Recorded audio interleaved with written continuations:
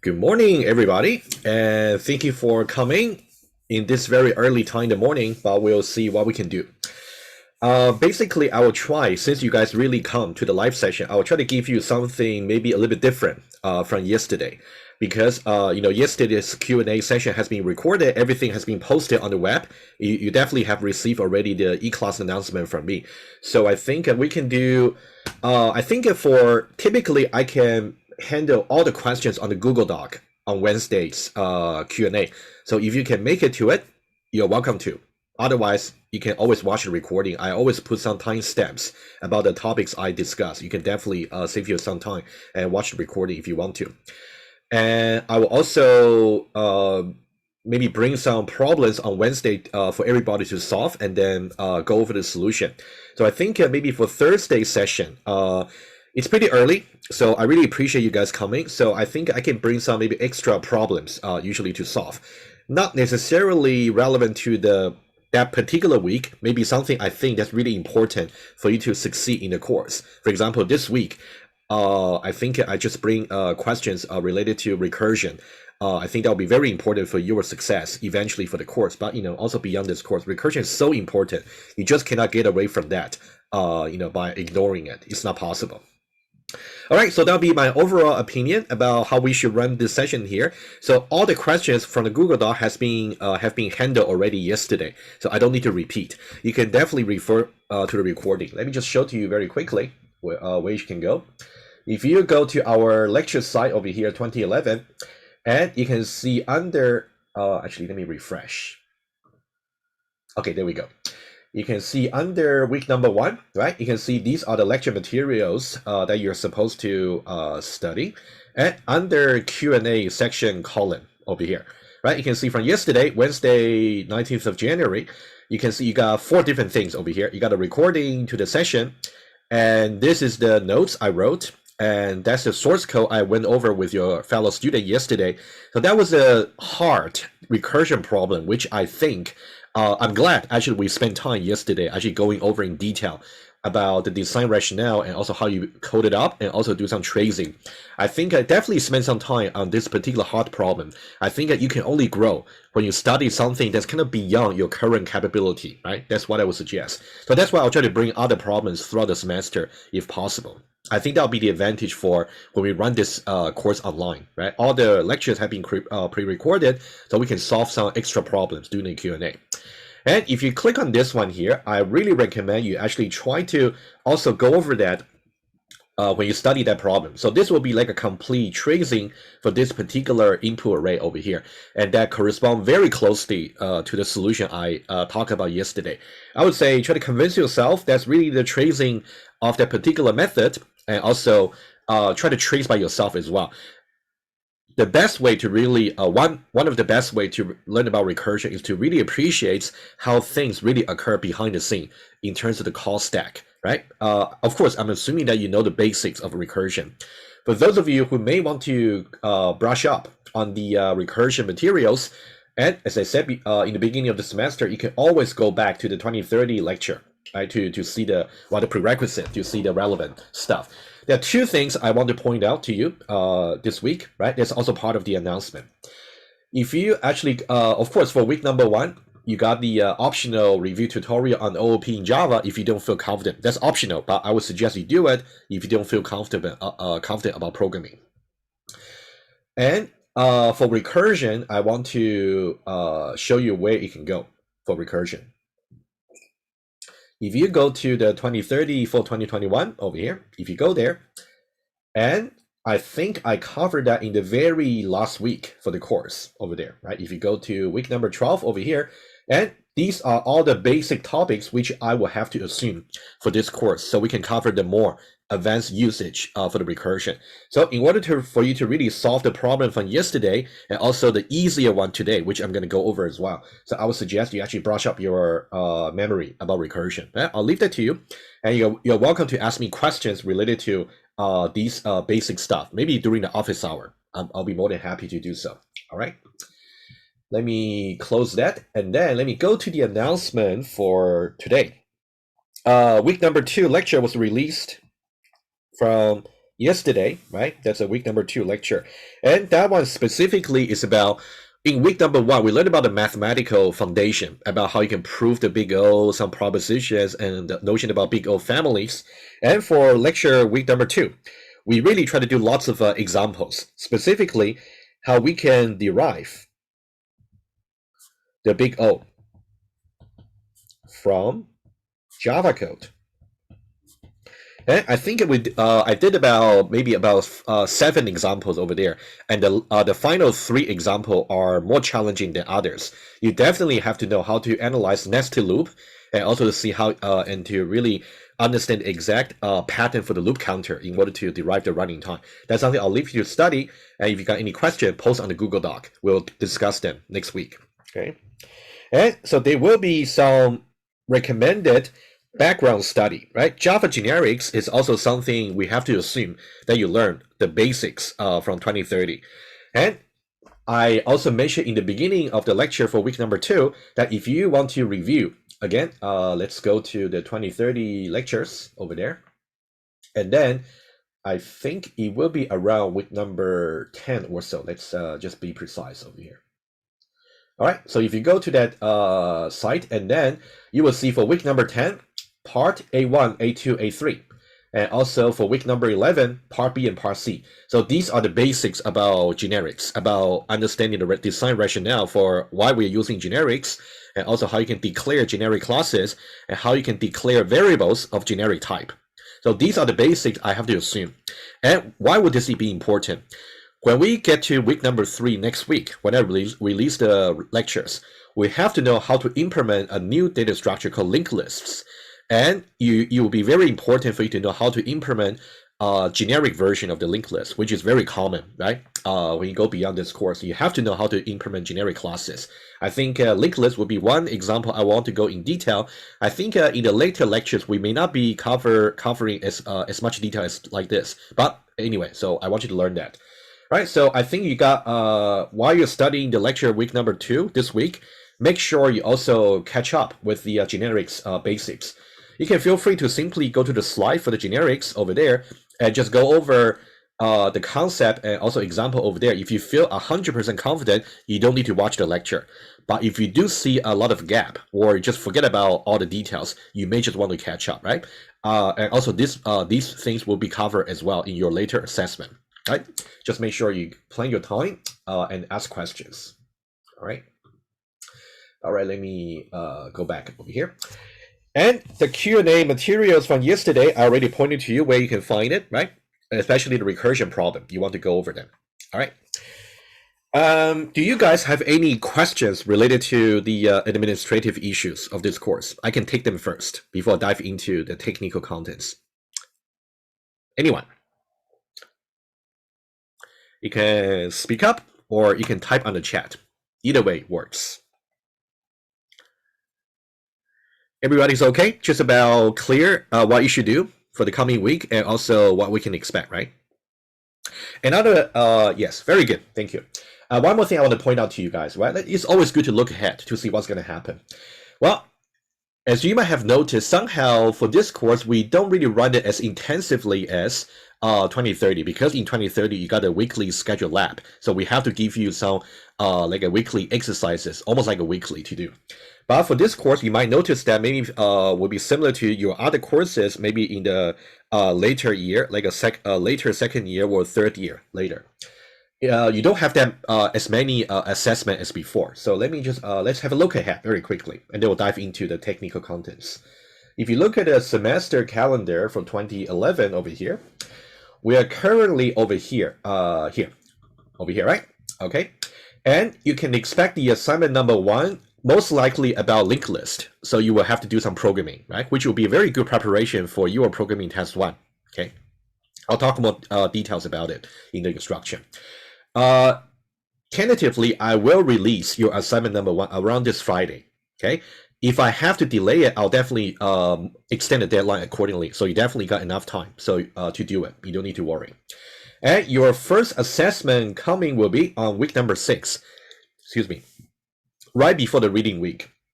So it's still pretty far away, but I would say your best interest would not be only to start watching the videos lecture week number 1 to week number 4 around this week. That'll be too much, right? It's simply not possible. Even if you can watch them in a single week, like a 12 hours video, but you wouldn't be able to digest well the content and do well in the test, right? So I would say do your steady study every week and try the extra problems, or at least watch the recording to see how things should be done. And I think that'll be the best way, for your learning for this course, right? Just a reminder for everybody. All right, let's now go on to the technical question. I prepare 2 of them. How about this? Let me just go over the 2 technical problems. Before that, I do have two of them for you. One is about counting the number of primitive operations.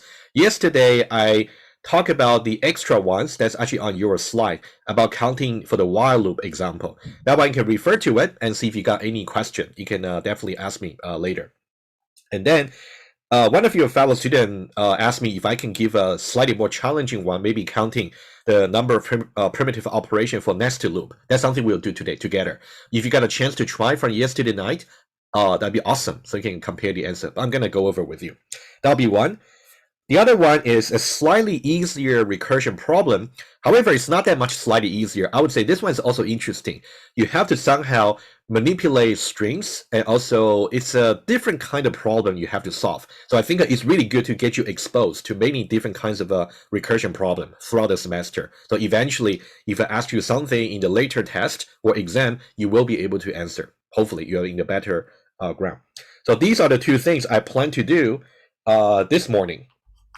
Before that, I would like to open the floor to see if you guys got any questions related to the lecture, which you maybe didn't have a chance to post on the Google Doc. I'll handle them first before I dive into the 2 extra problems I want to go over.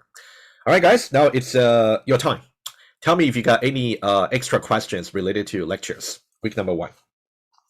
Go ahead, please, if any.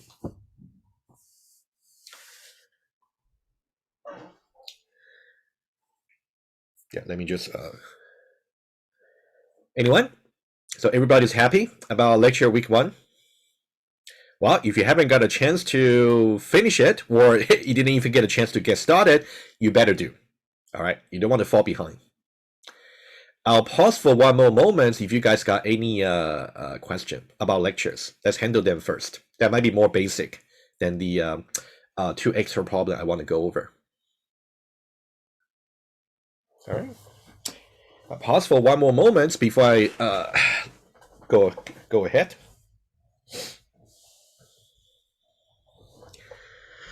All right. But sometimes no question might be good, may not be too bad. All right. All right, hearing none, seeing none, you can always ask me. That's okay. You can always interrupt me. Let's now go over the first problem together, right? About counting the number of primitive operations. And this one here, you can see, is definitely more challenging than the ones I show on the lectures. But following the same principle, you should be able to do it. But let's do it together so you have a much better idea about how things can be done. Well, one thing is, whenever you are asked to count the number of primitive operation, let me say one thing here, the important principle. It would be unnecessary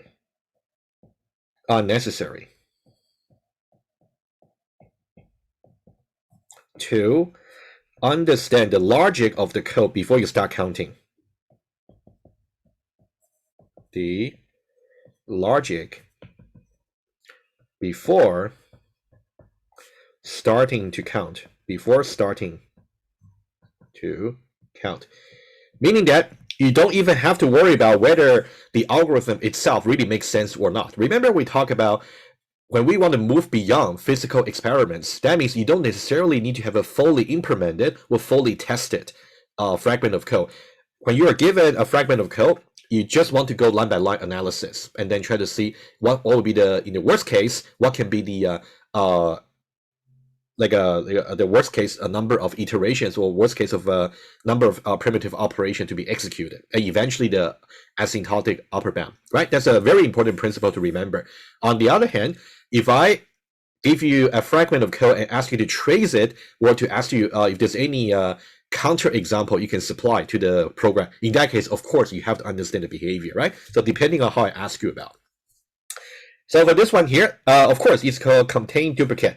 I simply copy this example from your first year. Well, of course, you didn't necessarily take the course with me, but it's from my 1022 example about nested loop, about checking if the array contains a duplicate, right? You can definitely see the code; it's actually correct, but it's not important to know that. All right, so we don't need to worry about line number 1, right? Let me give you the principle right away, right? Overall, we actually got a nested loop. Let me say the outer loop over here. Let me put it in pink. That's the outer loop. And which part will be the body of the loop for the outer loop, right? Let me highlight this way here. It will be this part over here, this part. This will be the body of the outer loop, meaning that for every iteration of this particular for loop, we're going to repeat. We're going to execute this block once, right? And however, that block actually contains just another loop.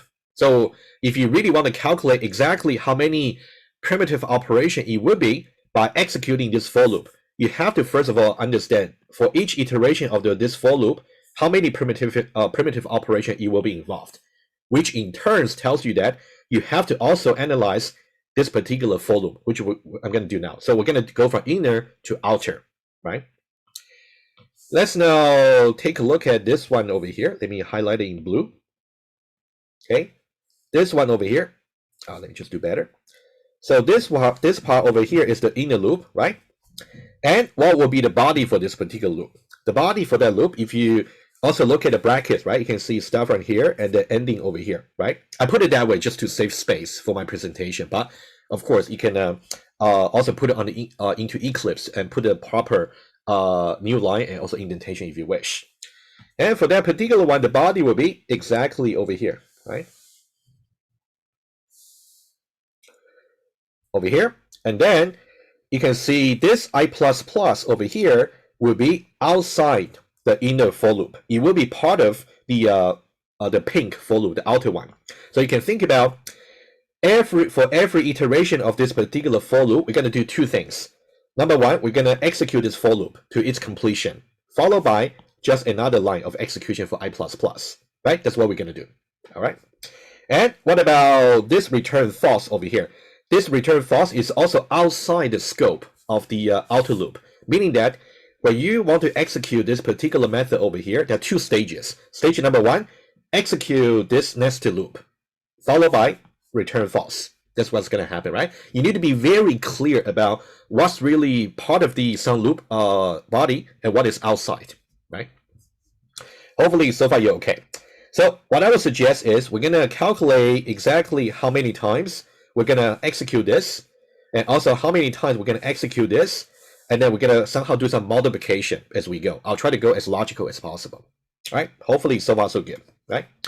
And when I did the example yesterday, we asked the critical question for you guys. I'm going to ask the same, right? So let me just refer you to them from yesterday. You can see over here, right? So for example, when we did a non-nested loop over here for the while loop, you should really know, number one, how many times is the Boolean condition over here going to be executed? Number one. Number two, accordingly, how many times will the body of the loop being executed, right? So these are both important and they are not the same number. And so when you want to calculate precisely, you cannot get them wrong, right? If you get them wrong, the answer will just be wrong. All right. Let me now go back there and ask the same question. All right. Once we clarify those, the calculation will be much more smoother. Why don't we start with the inner loop over here? Okay, let's now start with the inner loop, the for loop over here. Okay, so question number one: how many times the j minus n? So this is the Boolean condition. Under if evaluates to true, we're gonna keep executing the body of the loop for the inner loop, right? The blue part over here. Okay, let's now, how many times j minus n will be executed? That's question number one. And question number two, how many times Okay, the body of loop is executed. Right, it's just a short form, okay, just easier for me to write. All right, guys, I think, can you please let me know your answer for Q1 and Q2, right? We're talking about this particular loop. What should be the answer? And this one should not be tricky. All right, I can see n plus 1 and n. Anyone else? Yeah, Notice that I'm only asking about this particular Boolean condition, like how many times it will be executed, right? Only this one here. So when I see from Monica about n squared, it may not be right. Maybe you're thinking ahead about exactly how many, or when you consider the number of iteration. That's not what we're doing. Okay, I see from Philip n and n minus 1, right? N plus 1 and n. Okay, good. Okay, anybody else who want to express your thought? It's okay to be wrong, right? But of course, you better not be wrong in the test, right? Okay, it seems like either it's n plus 1 or n. And n versus n minus 1. It seems to be the two answers I can see, right? But the bottom line is, it seems like the number of times we're going to execute the body of the loop is going to be one less than the number of times we're going to evaluate this condition here, which makes sense, right? Let's see why. Okay, I'm going to get to the correct answer in just a moment. The way to, again, if you forget about how things should be computed, always remember the logic, right? If you want to see exactly how many times this will be evaluated, think about why do we want to evaluate it? Why? As long as evaluate to true, we're going to keep executing the body of the loop. As soon as it is evaluated to false, we're going to exit from the loop and go back to the next iteration for the pink, for the outer loop, right? That's basically the meaning for for loop. And for this one here, let me repeat slightly what I said in the lecture. If you look at the loop counter, which will be j in this case, right? You can see j is initialized to be 0. And then what we want to calculate is j less than n. That's the condition. And if you think about it, so j is going to be initially 0, right? And 1, and all the way to, well, what will be the last value that is going to make j less than n true? Should be n minus 1, right? It's strictly less than, not less than or equal to. And then this, the next value will be just n to really make it false. So you should really understand that for all these values over here, j less than n is actually going to evaluate to true, meaning that you will go for iteration.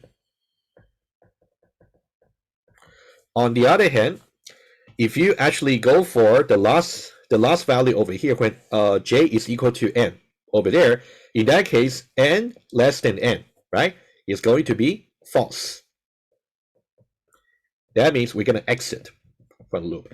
Keep that logic very straight to you, because in the test or exam, for example, the starting value over here may be different, or the way we increment the counter may be different. Maybe rather than plus plus, could be plus equal to, or maybe it could be something else, right? So as long as you know the principle, you will be able to apply the principle creatively for different problems, right? That's something I want to point out to you. All right.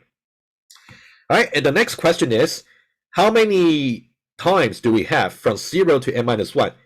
Maybe you got to here correctly, but when you calculate how many numbers are there, you might be wrong, right? For those, there's a small formula here.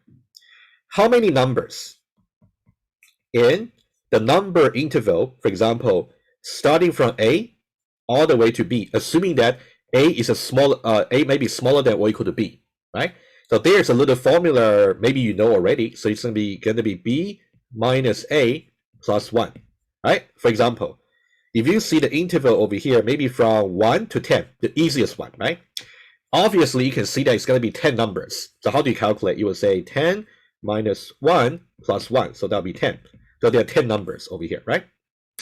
That's a little formula you can keep in mind. I think that'll be very handy, especially when you count the number of primitive operation. And later on, when you actually have to do some runtime analysis, we have to consider either arithmetic sequence or geometric sequence for their sums. But we'll get there. But you definitely also need this kind of a little formula. Okay, and in this case, we're talking about from 0 until n minus 1. How many numbers? It will be n minus 1 minus 0 plus 1. So that will be simply just n, right? So that means we got n different times to really just this part here to really evaluate the true. And for this part here, it will just be one time, right? Just one. So the answer should be this part over here. It will be n plus 1, right? And this one time here is when we actually evaluate the condition to false. And how many times are we going to execute the body of the loop? It's going to be exactly for those times that the condition will evaluate to true. So that'll be n, one less. Is there any question about what we have got so far? A little bit repetition from the lecture, but I think it's good to reinforce, right? Any questions so far? All right, seeing none, hearing none, I would say I will duplicate this. We need to ask another question about auto loop, which will be, in this case, it will be just identical. So let me save some writing. Okay, let me copy this part over here, but I'll modify accordingly. All right, so when we talk about the auto loop over there, okay, and let me just color this. Okay, so what the Boolean condition we are talking about right now is about I less than n. Right, you can see over here is I, right? That's a different loop counter, but analysis logic will be the same, right? Okay, very good. So I'll just make sure you actually understand about these four questions. Of course, there will be Q3 and Q4. All right, and then I'm going to talk about the running time. I mean the number of primitive operation. Okay. All right, let me now make these much smaller. Now, since now you got it, right? But I will keep them aside as a useful reference for us. Oh, sorry. Let me do it again.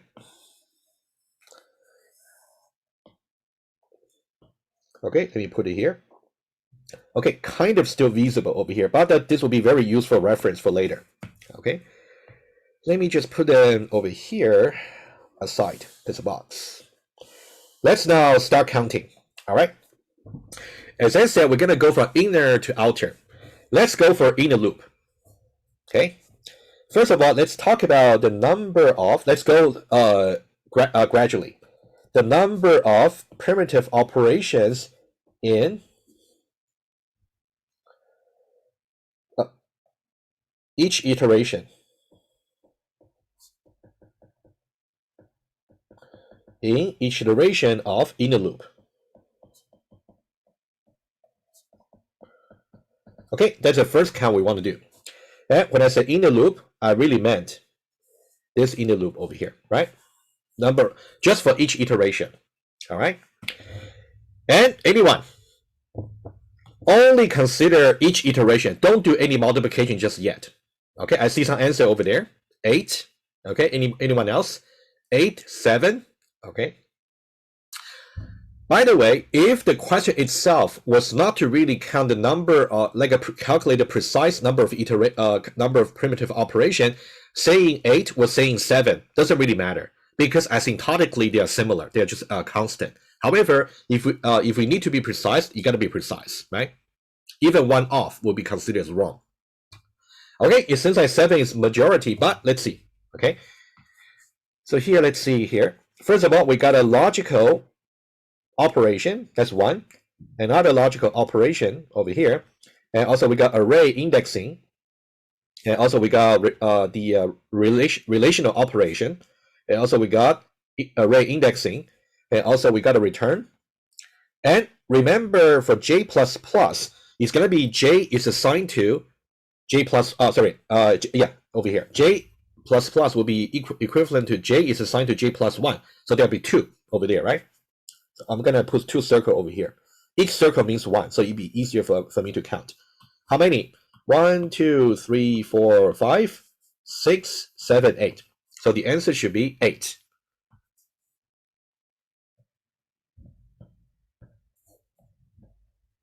Okay. Any question?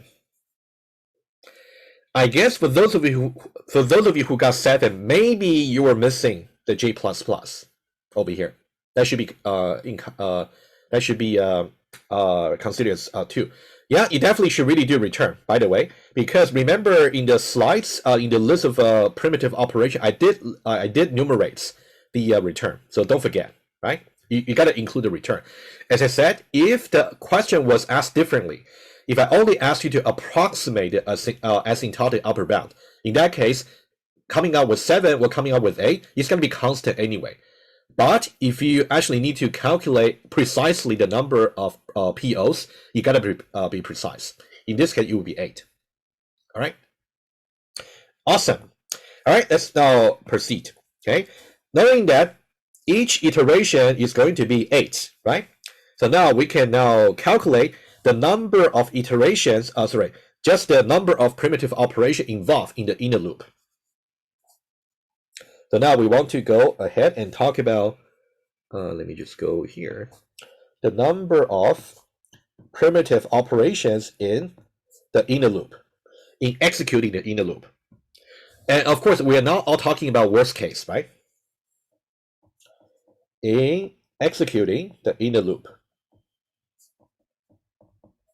Right, for this one here, let's be careful. I'll do this together with you, right? You're going to consider this. This initialization will be done only once. We know how many times we're going to execute this Boolean condition. Also, we know that for each time executing this is going to be 8. And we also know how many times we're going to execute this. That's the number of iterations, right? And the only thing that we have to know is how many primitive operations are involved in evaluating this Boolean condition. I guess you should see, obviously, right, just 1, because it's only one relational operation, right? But sometimes it may have some logical conjunction, logical disjunction. It's also possible, right? Just notice that. So this will be just 1. All right, so how do we add it up together, right? It's going to be, first of all, 1. This one over here is going to be, let me try to maybe annotate a bit so you can see precisely. So the 1 here is just about j is initialized to be 0, all right? And then we're going to say plus 1 times n plus 1. Okay, so this part over here will be to evaluate j minus n. Right, we know that it's going to evaluate n plus 1 time, and j less than n itself is 1. All right, so far so good. And let's talk about the number each for the number of iterations. And plus over here, it's going to be n iterations, right? As we said before, n times, and for each iteration, as we just counted, it's going to be 8 primitive operations. Right, let's now do the math. N plus 1, n plus 2, 9n plus 2. You guys can double check for me if I got anything wrong, please. Let me do it again. N plus 1, n plus 2, n plus 2, 9n plus 2, right? Yeah. So this is the intermediate result, which we're going to use. All right. Guys, any questions so far? I hope it's clear, right? I want to go very slowly because I would expect you to do such things in the test or exam. All right. We're getting very close to the end, but we're going to be very careful with each step. All right. Hopefully, Daniel, if you got a question, go ahead. Yeah, I was just wondering about the return true. Yes, if we yes. return, doesn't that mean we just exit the loop? So like that's not the worst case. Okay, yeah, I see what you mean. So you might be thinking that if we are able to enter into the if statement over here, that means we're going to exit from the loop anyway, right? That's what you're thinking. But remember what I said in the very beginning, it will be unnecessary for you to analyze the logic or the intended working for the loop for the Java code. What we really want to do is just simply go line by line.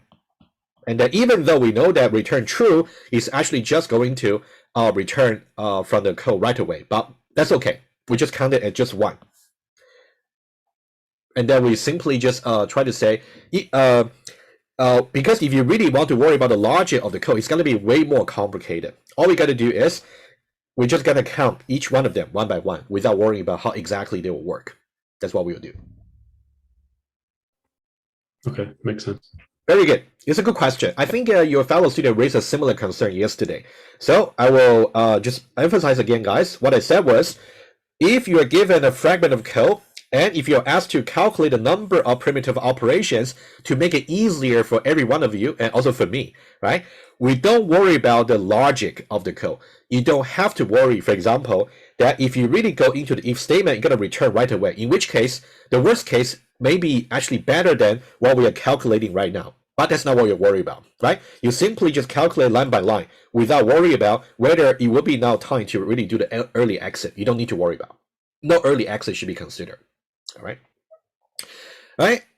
Looks like there's no further question. That's now complete. Okay. So now we're going to talk about the for loop over here, and let's do a similar progression. Okay. So now for the for loop, let me now do this. Okay. So number of primitive operations in each iteration. Okay, also IT, right? Of the outer loop. Right? So now we are talking about this. Each iteration of the outer loop, right? And the outer loop, let me highlight it. Outer loop, it's actually this guy over here. And what's its iteration? The body of the iteration is going to be something over here. Right? This is the body of the loop. Right? And, well, very trivial because this part we have done already, right? It's only to include this guy here over here, right? That's basically what you're going to include. So we're going to do the math over here. It's going to be 9m plus 2. 9m plus 2, that's the inner loop. And then plus the return, false, which would be 9m plus 3. Right? It's also very important for you to see. Let me annotate it just to make sure. So this is the inner loop, the intermediate result that we got earlier. And the plus 1 over here is the return false over here. So return false. All right, we're almost there. One more step. The one more step, you know what? I beg your pardon. Sorry about that. The body of the for loop is only here, right? If you see the brackets over there, it should be only starting from here and then ending over here. It does not include the return false. Sorry about that. I think I said it correctly before, but I'm just doing that wrong right now. So it should not be plus 1. It should not be. So I think simply just that for each iteration, right? You can see for each iteration for the for loop, we're simple for this outer loop. We'll just execute this inner loop. That's all. That's the only thing we do, right? So it's going to be 9m plus 2, still, right? So this part is the same. And then what we're going to do now is to see what will be the number of primitive operation for the entire outer loop. We're going to multiply by the number of iterations, right? John, you put 9m plus 4. Why? Why did you put, or is something you calculated wrong? Or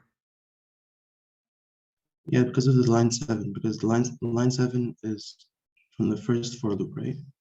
So the line 7 over here is actually part of the inner loop, right? That's something we did already. Oh, very good, John. That's a very good point. Thank you. Okay, very good. Thank you. We forgot about this guy over here. Okay, I see. So the guys, that's why we got to be very careful. You're right. So what we should do is we're going to say plus. Yes, that's part of the outer loop. Yes, plus I plus just 2. And this part over here is I plus plus. You're right. Absolutely. Let me just make a note over there.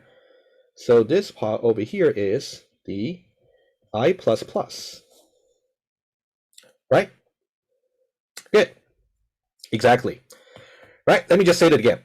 For this for loop over here, for each iteration is going to be enclosed over here. First of all, we do the for loop, which will be 9n plus 2. And then we also follow that by I plus plus, which will be 2. Yes.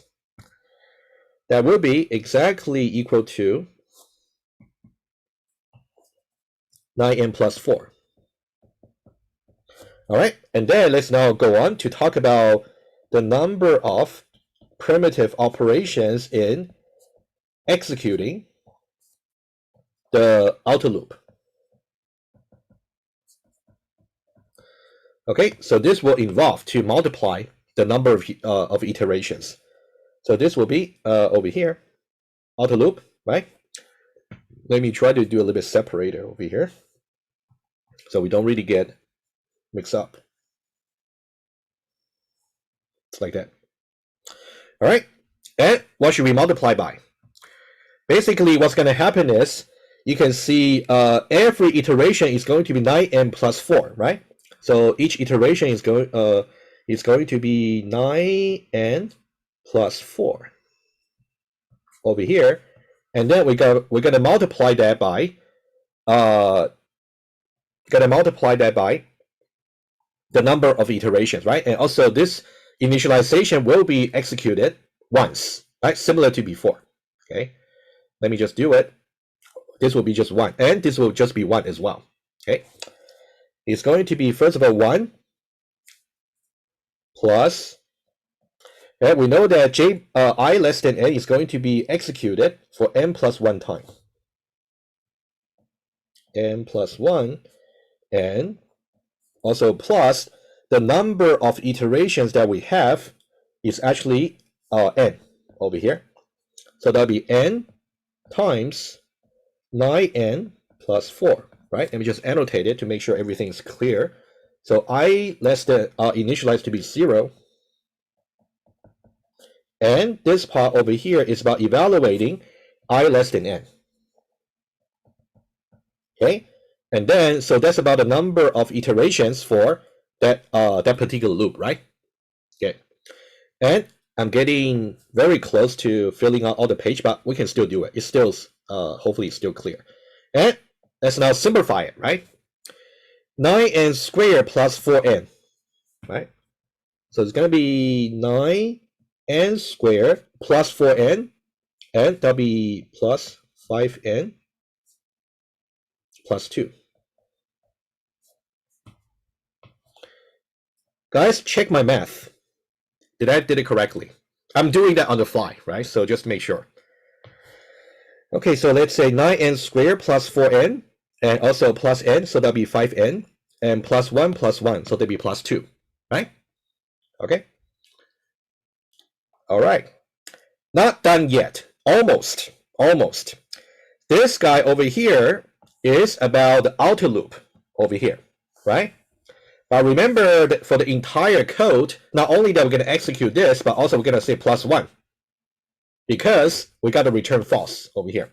So overall, finally, overall is going to be 9n squared plus 5n plus 2. This is the outer loop, right? And plus 1. And the plus 1 over here is the return false. Return false. And so the answer that we'll get is 9n squared plus 5n plus 3. So that should be the ultimate answer. Okay, that's the ultimate answer in the green. Nope, for false over here, it's only a Boolean constant, which we don't really count. If you say false, for example, or another expression, in that case, we will count for the logical operation. We don't really count just for constant. Pretty much like if you got 2 plus 3 over here, for example, in that case, we only count for the plus. We don't really count for 2 and 3. We don't count for constant. All right. Guys, I'm going to pause over here to see if you got any question regarding any intermediate step, right? You guys can check my math. Feel free.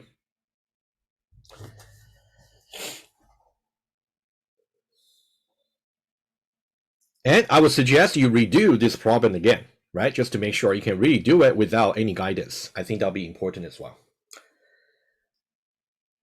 John, did you spot any further error, or you think you agree with the result? I agree, but I had a quick question. So could we assume, like, if we just want to make just a general assumption of the number of loops, like the number of nested loops corresponds to the power, the highest power in our total, like in our overall? Yeah, of course. If you want to derive the asymptotic upper bound, that which will be a different question. In that case, you definitely have to keep the highest power. That'll be n squared. Yes, but now we are only counting the number of primitive operations. So that's why we're gonna do some careful counting and also do the multiplication.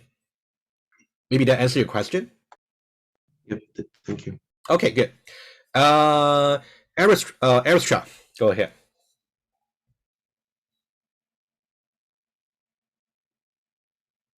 No question for you? Okay, maybe you forgot to lower down. All right. All right, I will pause for one more moment to see if you got any more question related to this. If no, we can move on to recursion. All right.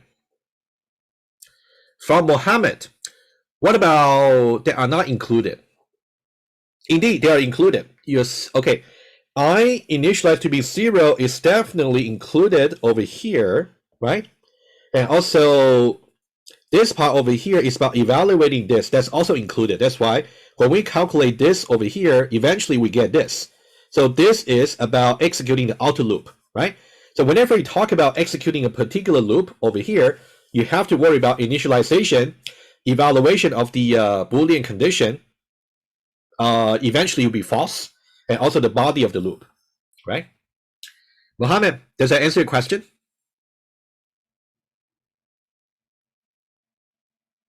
Good, awesome. Right, guys, I will leave that exercise to you, and as I advised your fellow student from yesterday, you now that you know about how to really calculate, primitive operation, not just for a single loop but also nested loop, I would suggest go back to your maybe 2030 or maybe your first year, which can be either 1022 or 1021. Go back to your course notes about the loops.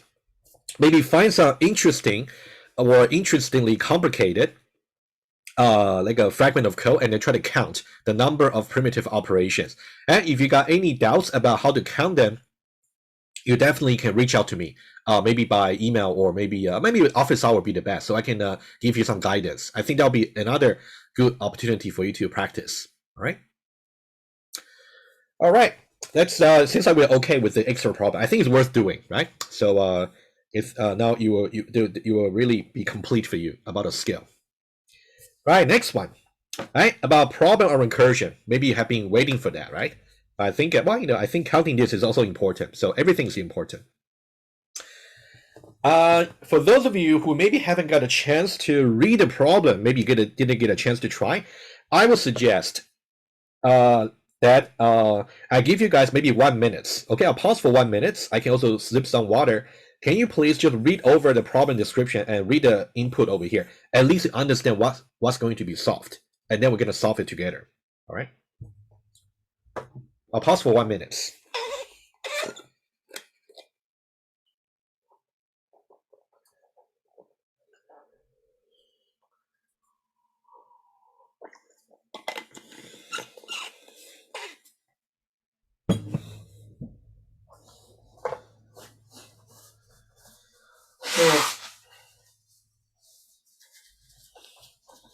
Okay, pause another 20 seconds, and then we'll start solving it.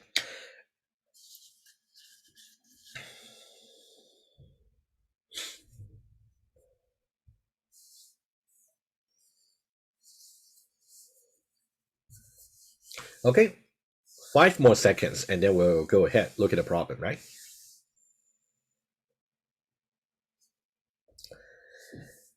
Before I proceed, for those of you who actually tried, can you tell me from level 1 to 10? 1 is the easiest, 10 is the hardest. How would you assess the difficulty for this problem over here? Let me know. Okay. If you haven't got a chance to try, that's okay. Just tell me roughly, right? Okay. between 5 and 7 roughly. Okay, 6. I see mostly 6. Okay, all right. Definitely slightly easier than the one we got yesterday. Okay, good. I think maybe what I should do is I should really find problems of similar difficulty. You know, maybe slightly easier. I can find some, and I think you just gotta solve problem by problem. But I would say for every problem you want to solve, not only that you have to understand maybe the guidance I'm trying to give to you, and also the code. You also need to think about exactly how things can be done, maybe differently, or maybe you can solve make some similar problem yourself, right? I think that's the only way you can just grow just more and more natural about programming recursively. It does take time, right? Hopefully it will click on you as soon as possible, right? That's my hope. All right, let's now talk about it together. Let's talk about the logic for the program, right? It will be more important than the question itself, because you definitely can see similar question later. Okay, this one here, let me just take one example here, right? How about this one here? Let's say this one here. You can think about strings is simply like a sequence of characters, and the characters will be indexed starting from 0, pretty much like an array. Okay, for this particular input, if you think about that's the input, it's simply pointing to some string.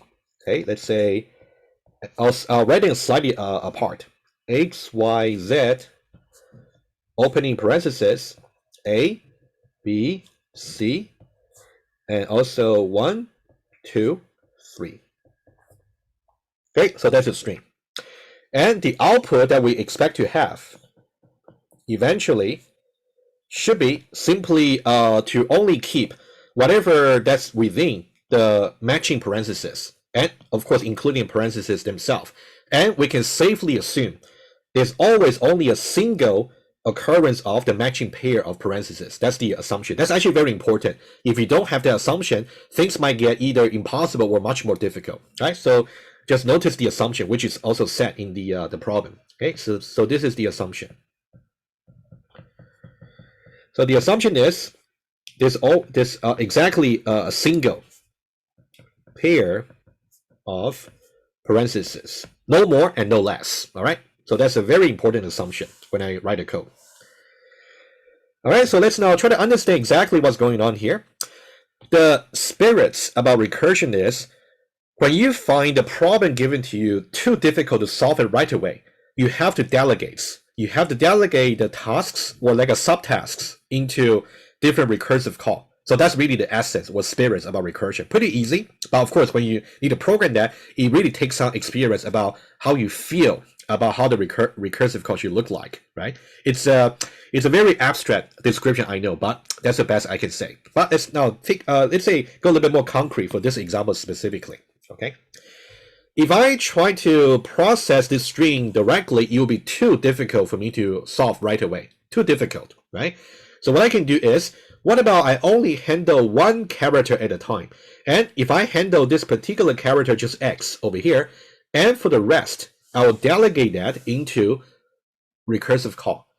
This is a very typical solution pattern for handling arrays. Or, well, of course, this is a string, but string is an array of characters. It's a very typical way. If you refer to the problem that we solved yesterday, it's similar, right? So if you only choose one character at a time, and while you're choosing one character for the rest of the sequence or for the rest of the array, you simply delegate to the recursive call, right? So what we're going to do is we're going to say only consider one character at a time. Consider only one character. And for the rest, we're going to delegate into recursion. Delegate to recursion. And there's something I want, this problem over here in some way can also be solved quite easily by a loop. I'm pretty sure you know how to do that, right? This can be like a first year level question to solve in a loop. You can think about it, but I think about what's going to happen here. When we are handling this, when we're handling the entire input string over here, too big. We only handle this and make a recursive call on the rest of the string over here, which we know how to do, right? And then when we are handling this entire string, also too big, what we're going to do is we're going to handle only y over here, and then for the rest of the string, we're going to make just another recursive call. And then when we're handling this, also too big. And then we're going to handle this only, and then make the rest recursive call, and etc. However, we have to be very careful about three kind of character, okay? So there are three situations we have to handle over here. So I'm gonna so 1, 2, 3, and also 4. Actually 5. Actually quite many things for you to consider over here. Okay, let me talk about each one by one. This one over here is simply a character before seeing the start of the parenthesis. In that case, it should not be included in the output string. Agree? In that case, you can think about ignore. Let me say that. That's number 1. All right. And similarly, you can see the 2 over here. This is the character after seeing the closing parenthesis. You can also ignore that, right? So these two cases are simply just more like a symmetric, right? And let's now take a look at what's inside over here. Another one over here, let me just use a different color, right? The B over here.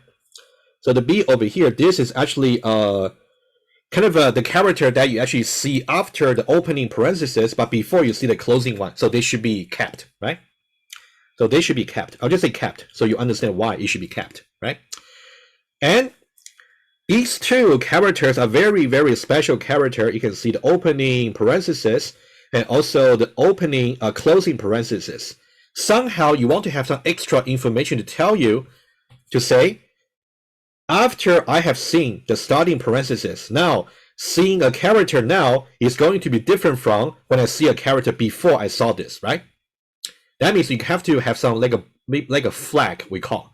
You can either the easiest way is to use a Boolean flag to say, have I seen this particular starting point for inclusion into the output? So for these guys over here, I haven't seen that yet, so that will be false. And after I have seen this starting character, I know that it should be turned into true. While it is remained to be true, I'm going to include all the character I have seen. And then after I have seen the closing parenthesis, I'm going to turn that flag back to false. In that case, I'm simply going to ignore the rest, right? Hopefully you guys can see what I mean, right? We need some additional Boolean flag to really keep track of where we are in the string. So that's how I analyze a problem even before I write a code, all right?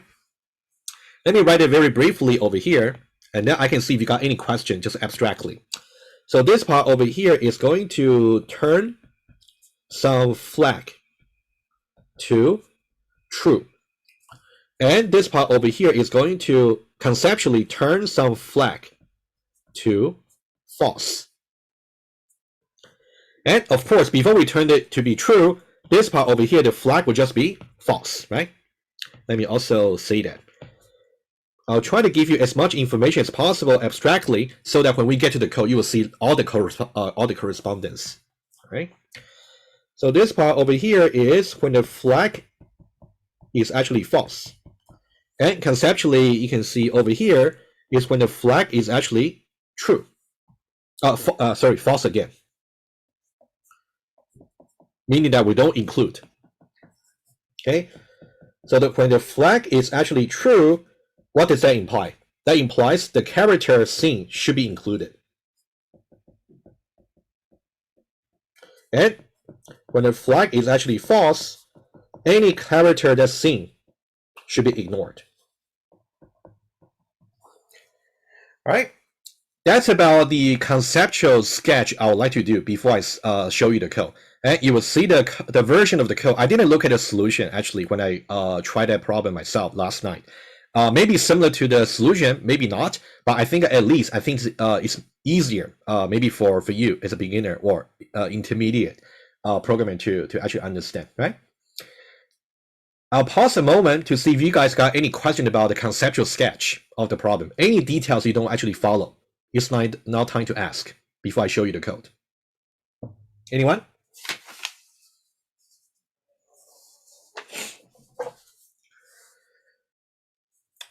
Okay, since everybody's okay. And the only string method I think we would need, well, at least for my solution, is the character add method, right? Which is going to take an integer, some valid index for the string, and then it's actually going to return some character. Right, so this is the only method that we're going to use, but I think you may have already seen this method maybe in your earlier Java courses, maybe even in the first year, but at least maybe 2030. That's what I assume. But if you got in trouble understanding that, you can also reach out to me later. Right? Right? Any concern, any questions before I start coding? Anyone? All right, and you can see that this is the URL for that CodingBat problem over here, right? All right, good. Let me show you this. Okay, so if we go to the CodingBat, so this is the problem we are trying to solve over here, right? Over here, and then I'm gonna program the solution in Eclipse, and then I'm gonna copy and paste to here later to just make sure it's actually correct, and then I will, if we got time, we'll trace out, give you a little bit idea about how to trace it. Okay, and that's it. All right. Right, so I got the project for today, and then we got recursive methods, right? I'm going to put just a single method over there, all right? Let me copy the header of the method over here, right? Let me copy that, and then put it here. Let's go slowly over here. And you can see the method itself is public, meaning that user who want to use this method, they will call this one only. However, it doesn't really disallow you to create any helper method, which is what I'm going to do. It's a very typical solution pattern for the method itself. It doesn't need to be recursive, but I can let it call a recursive helper method. That's also something I showed in the Q&A yesterday for the harder problem, right? So what we're going to do, let me declare the helper method first, and then I'll show you how you can call that to begin with, right? Typically, the reason you want to create a recursive helper method, and we're going to do two things. We're going to do two things extra to just the string itself, right? Number one, we want to keep track of which character is being considered, right? Remember, we're going to scan from left to right, basically, right? Maybe we are now here, in which case the recursive call should be made on the rest of the string. And if we are currently over here at index 2, 0, 1, 2, in that case, the recursive call should be made to the rest of the string, right? So where we are is really important. It's a very typical extra parameter you have to introduce for a recursive helper method. And that's number one. And number two will be some intermediate result that you want to maybe keep track of. Eventually, you can maybe just return that intermediate result. That'll be one typical way to do a recursive helper method. So let's say keep track of the intermediate output string to be returned ultimately. So is there any way to do recursion without using a helper method? For this one over here, it will be difficult. I'll tell you why. It's a good question. First of all, thinking this way. The reason that we want to use a recursive helper method is because we want to keep track of these two information, which will make the programming itself much more intuitive. However, if you only want to use this method over here, let me not really claim that it's impossible to do so, but it will be much more difficult because you don't really have these two information for you to keep track. So there might be some trick to actually do, but I wouldn't recommend.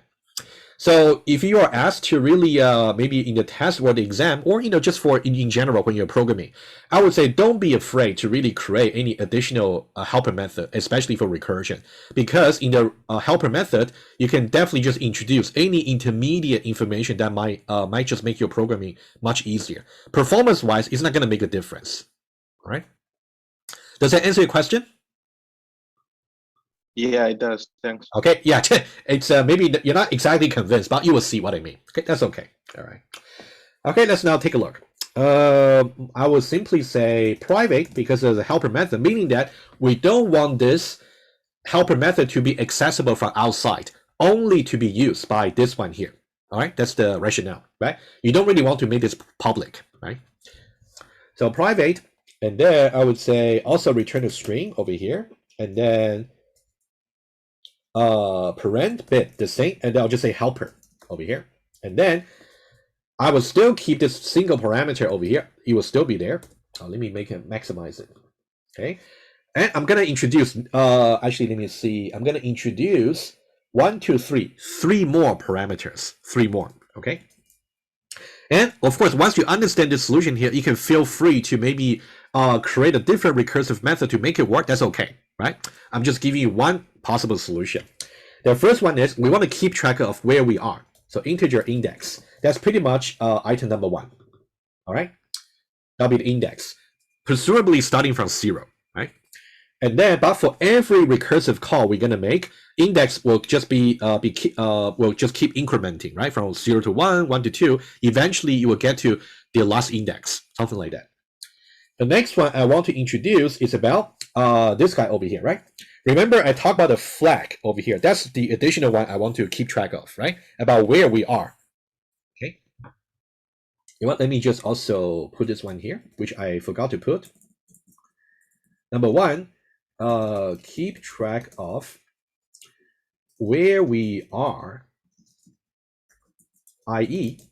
has a or being seen. In some ways, context sensitive, right? When we are seeing a character in the string, it's really important to know what the context is. Are we seeing this character here in the context where the flag is false? Are we seeing this character in the context where this opening parenthesis has been seen? Or are we seeing this character in the context where this closing parenthesis has been seen, right? The context over here is very important, right? Context sensitive, right? So these are the 3 things, right? So number 1 is over here. Number 2 is about, I would say, Boolean started. So started simply means, are we starting to include the character that we are seeing in the output? That's basically what we mean, right? Started. And then finally, we're going to have a string to say result so far. What's the output string we can construct so far? Result so far over here. All right, so that's about the helper method. I'm going to program a bit, but before that, that's some mistake I made yesterday. Whenever, as soon as you're done with programming the recursive helper method, call that right away from this public version of the method. How should we call that, right? It's returning a string, right? So we're going to return a string as well.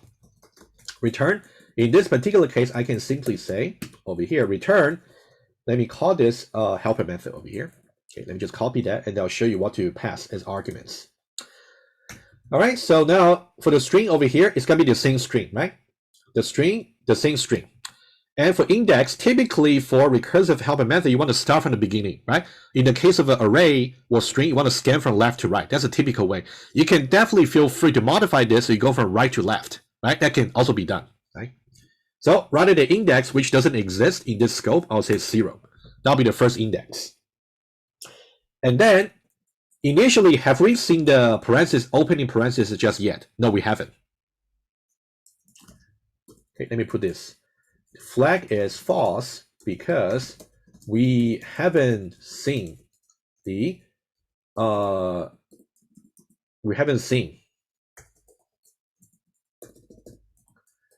to begin with, right? Just to make some comments for you. All right, and then what about the string so far? Well, the output, we're going to say empty string to begin with, and you will see that we're going to accumulate a string somehow whenever we make a recursive call. You will see exactly what I mean, all right? That's about the recursive, the call to the recursive helper method, right? And now we're going to talk about different cases. And the case I'm going to talk about will correspond to very, very closely about how I described the situation over here, right? Let's see. The index over here is going to be, well, we're going to find out what's really the character that's being pointed to by this index, right? So let's now make some local variable. Character, right? Char. C is assigned to string dot character at, right, at index over here. We can assume that index is actually valid because if it was not, it would have been returned from the earlier recursive call. You will see what I mean in a moment. Okay, that's what we need. So this is the current character being considered for inclusion or not, right? Either we want to include it or we don't want to include it. But we'll see. We're going to see some conditional later. Okay, let's see this. If C is equal to the closing parenthesis, let's talk about it. This is a base case, which is incredibly useful, right? What does it really mean? When we see the closing parenthesis already, that means the result so far should be enough for us to return and give the user back the final result. And we can simply not worry about what's going to happen after this closing parenthesis, because we assume there's only one single brackets over here. Right? Can you follow me? All right. I'll write some comments over there. First of all. So that means the output is ready to be returned as all later characters can be ignored. Right? So what we'll do is we simply return the result so far. But don't forget, since we are seeing this just newly, we're only seeing this now. So we got to include it, right? Okay, over here. And guys, one thing I want to mention to you as well, you always want to remain curious. You might be curious about why did Jackie include this closing parenthesis over there? If you have that question there, before you ask me, why don't you try to remove it and see what happened, right? Something like that. You want to always be curious about when people give you some fragment of code that works, there might be some simplification you can do potentially, but you want to really try to see if you add something, delete something, that can also force you to really understand exactly what's going on, right? All right, that's one base case we already handled, right? That's about the closing parenthesis. Else if, let's talk about another interesting base case.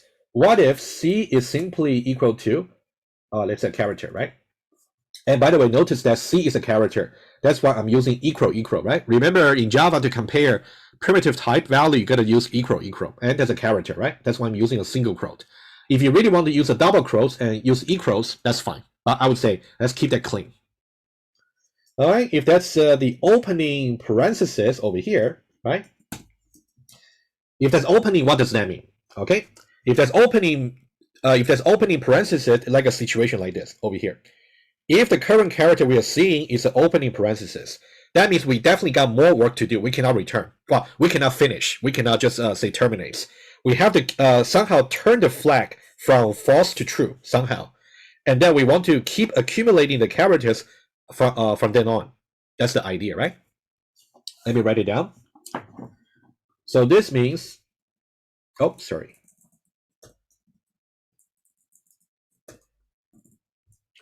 This means we want to start accumulating output until the closing one is seen, which means when we reach this particular base case that we just programmed, right?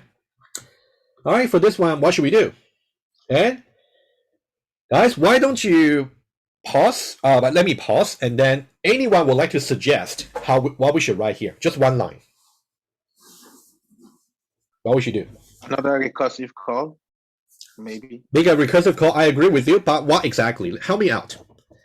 I agree with you. We're gonna make a recursive call, and then I'm gonna let me put it down, and then you can help me out. All right. Return over here. So some string. Well, I can tell string is for sure. But what will be the index? What will be the started? And what will be the result so far? Tell me. Give it a try.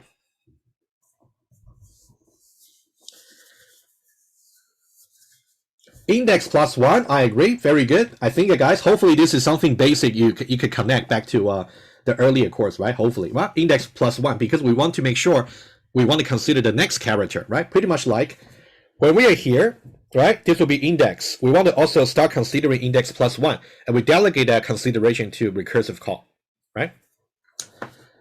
Index +1, I agree. Very good. And what about this guy over here for the Boolean? True, right? But based on what you have understood from the basic, right, the conceptual sketch, that should be true. And then what about results so far? This will be important. If you got this part wrong, then you'll be in trouble. some of you guys suggested this, but would that be enough? That's one question.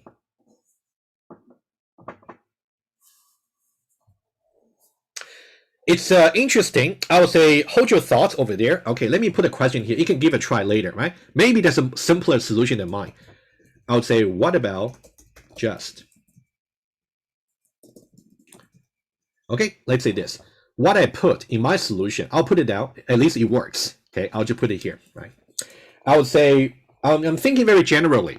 Since I know I should really start accumulating, so that means not just the only character right now and also the result so far, even though it might be empty, right?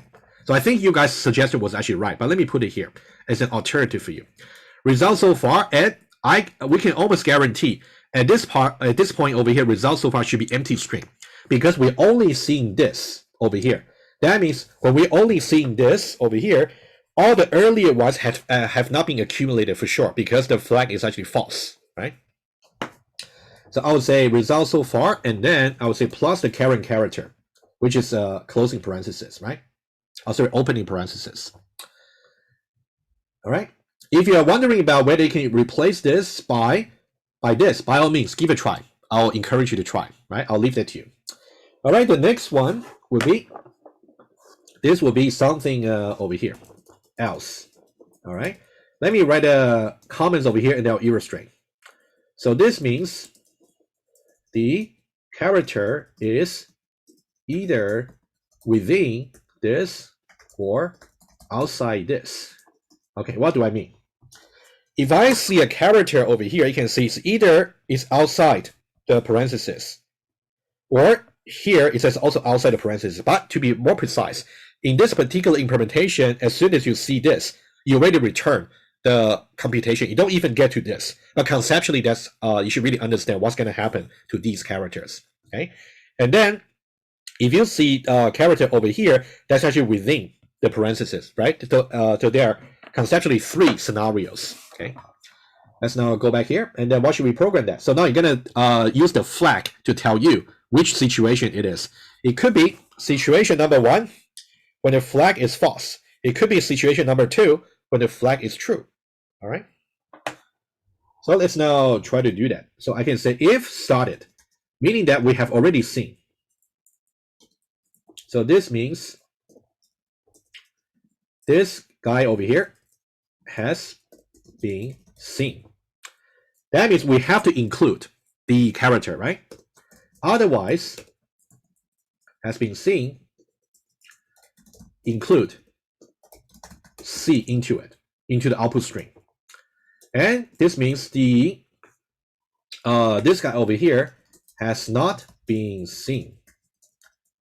Exclude C or ignore C, either way, right? Why don't we just do 1 over here? What kind of recursive call should I make? It's a base case, right? Of course. Guys, any suggestion? Do you want I'll write a return for you and also parent bit helper. Can you guys put exactly what should happen in the middle if you want to try?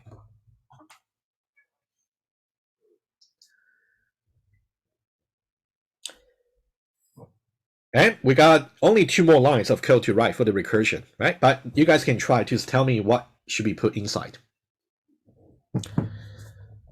Right, but don't forget we actually got 1, 2, 3, 4. We got 1, 2, 3, 4, 4 parameters, right? 4 arguments to supply.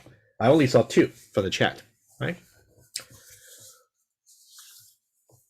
Okay. Awesome. All right, very good. Daniel, very good. But I'm pretty sure others of you, if you're still trying to think, scratch your head over, that's okay, right? That's exactly what we want you to do. You want to struggle before you can grow. That's always important to know. String index +1, we want to see the next one for the recursive call. And in this case, it should remain to be true, basically, right? What does that mean? If I'm seeing this character over here, where we have already seen this, if I want to go to the next one, that means the flag should remain to be true. Otherwise, we cannot include the next character, right? Right, so that means we're going to say true and then result so far plus C. So the advantage of having this, you can see I'm writing just the same fragment of code over here. So that in some way that's easier for me to when I want to examine the logic, right? All right, finally, we want to do this. Guys, here's my question. I know that I should exclude C, so that means I don't put plus C over here. Is this correct though?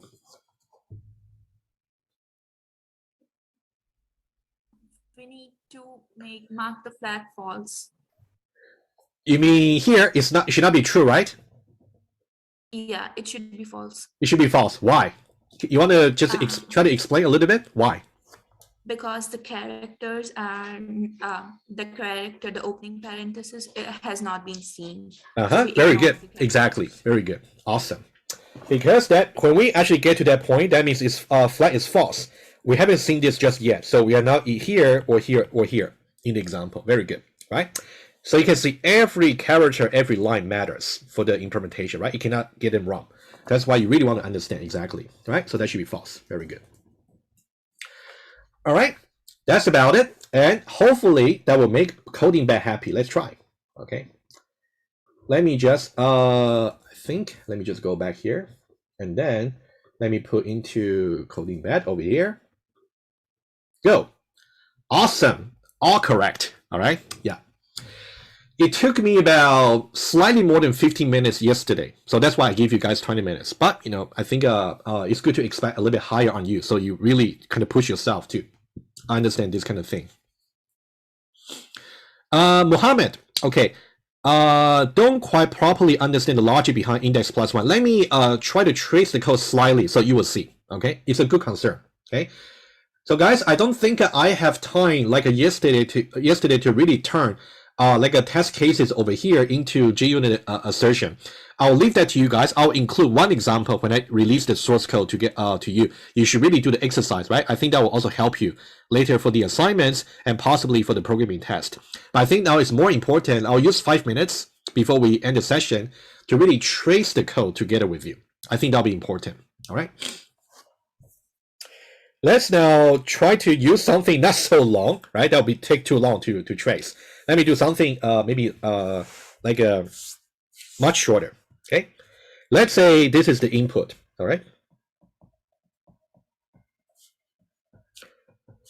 A, B, and and C.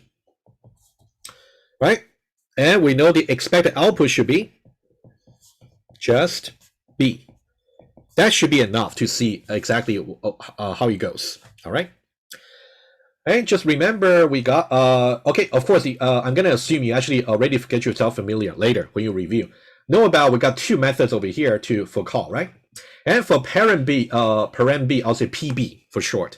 And this one, I'll say PBH, right? Parent bit helper, right? Let's now trace it to see.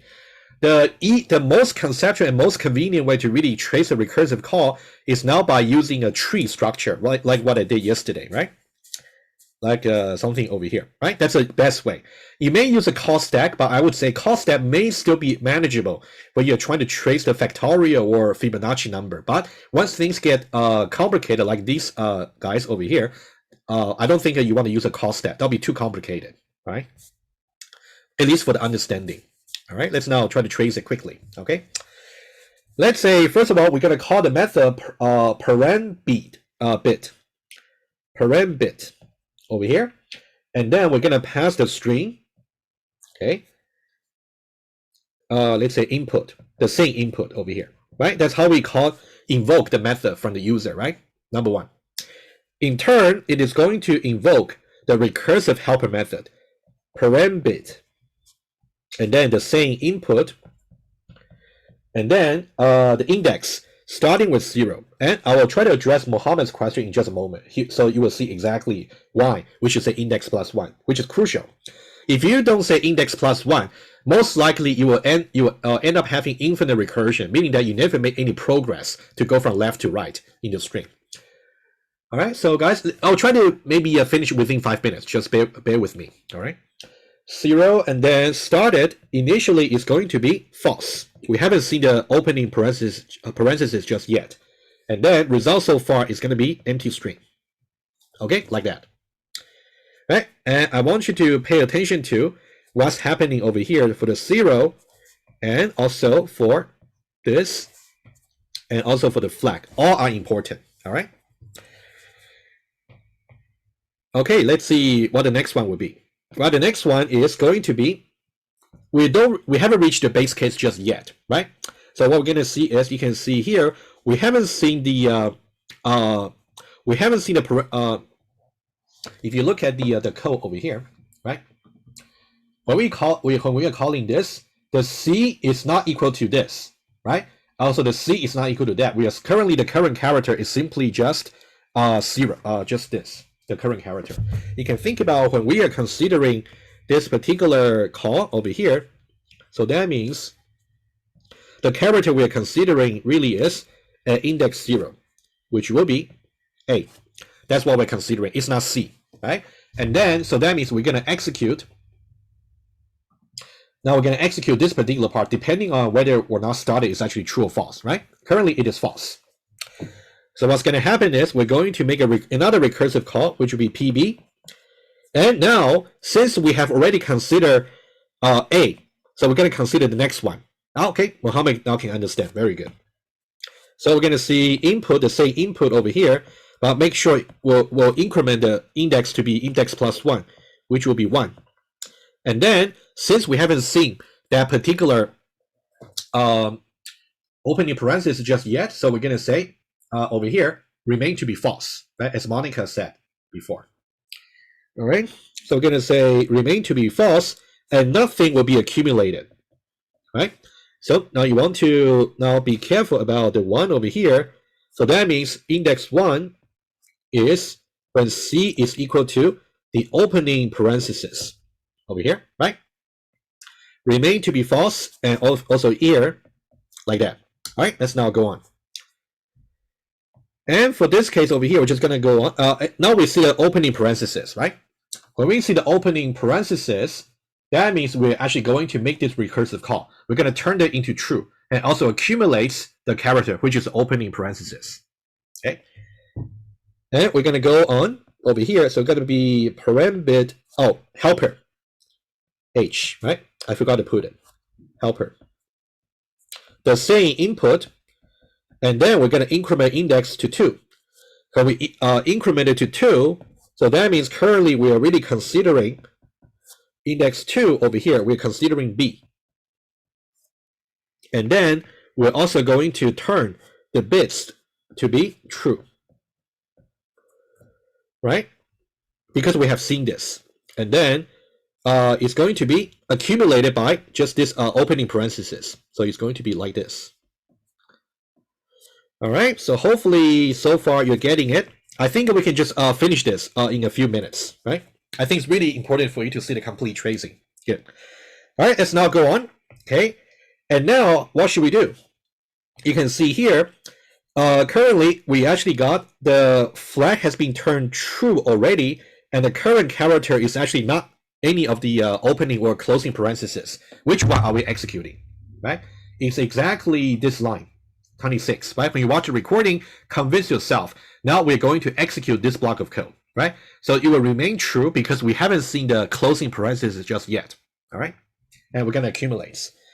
So it's going to happen like this. You're going to be parembit helper, the same input, and then we're going to move to character index 3, which will be this guy over here, which looks promising, right? So the character to look at in a moment will be the closing parenthesis. And then this one here is actually going to be also remain to be true, right? And then we're going to accumulate the character B. So that'll be this and B. All right, so far so good. It seems like we got one final job to do, right? And now you can see that this is another base case where the character is simply closing parenthesis.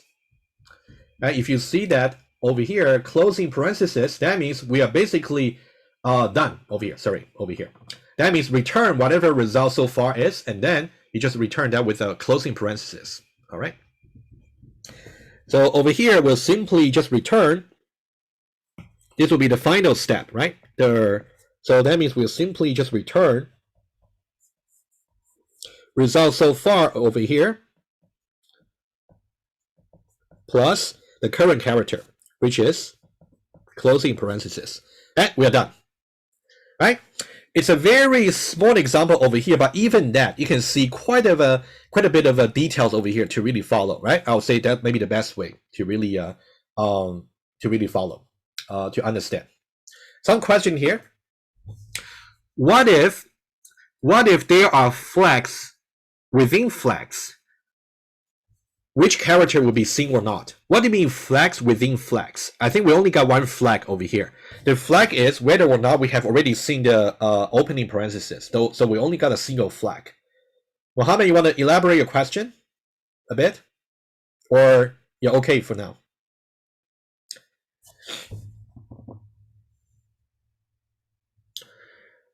Okay, let me move on. And for Ethan, there was an assumption made that that wouldn't be the case in the input. I'm not too sure what you meant over here. Maybe you're answering other people's question. Okay, let me move on.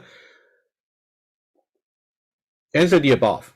Shouldn't the from Sarah, shouldn't the Boolean for the second one also be true? So Sarah, are you talking which Boolean? You mean this one here or this one here?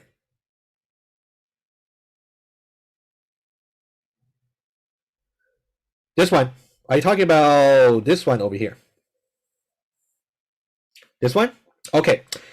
Remember, this one is actually, let me see. This is actually when we actually first think about what's going to happen here. This call was made, and then we get to here. And when this one over here, let me see what's going on. It's actually not. What's happening over here is we only when we try to call this one over here, we will notice that the first character is actually parenthesis, and then we'll set a flag to be true accordingly. That's what we're doing here. So this one over here is more carried from the earlier character, which is about A. So that's different. Sarah, do you see what I mean? Okay, so to make some notes, because we know that it's actually character C over here. This way, the consequence is we're going to set a Boolean flag to be true. That's actually the correspondence. All right.